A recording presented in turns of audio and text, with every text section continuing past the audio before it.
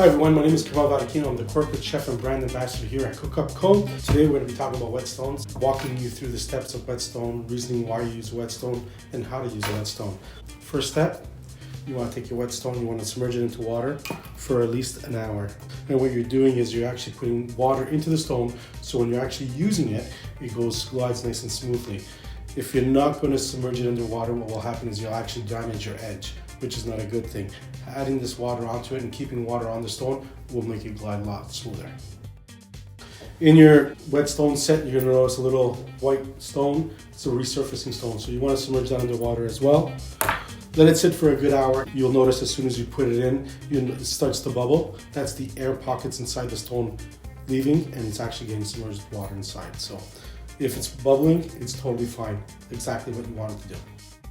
We got our stone, it's been sitting for a good hour now. We're gonna take it out. We're gonna take our base that it comes with, put it down on your cloth. You want a cloth that's gonna absorb a lot of moisture, a lot of water. Reason why we're gonna keep on soaking that stone. So the more water you put, it's gonna splash around. You wanna keep it nice and clean.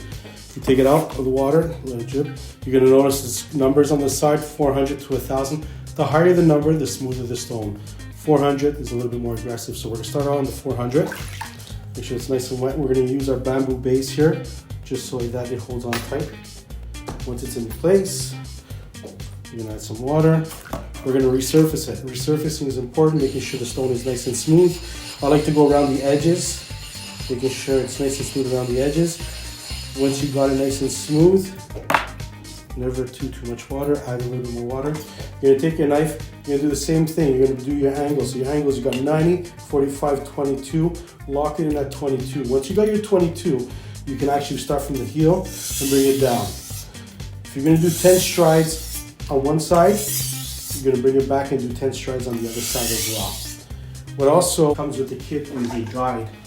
It's a great tool to have. I highly recommend the guide for the first few times you use the whetstone. What the guide does, it gives you an automatic angle.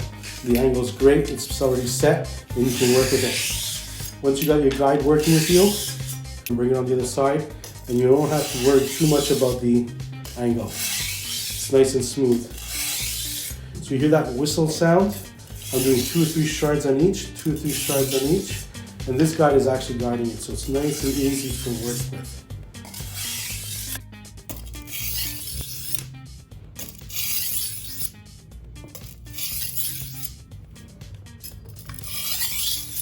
What you're gonna see is actually some black residue coming up, actual carbon coming out of the metal, which is fine. What you're doing is you're shaving it down, making it nice and smooth and angled again.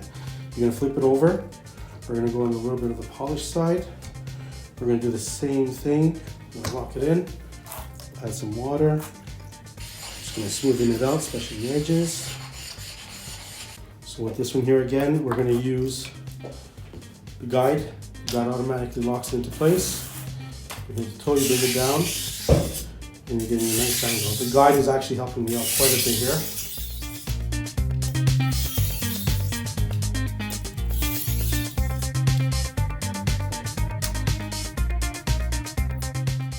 And I'm going heel to tip. Very, very important. Trying to get the whole blade same angle.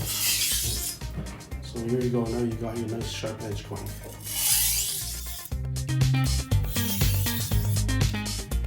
And it's just repetitive motion over and over again, and you'll actually start feeling the blade take a shape.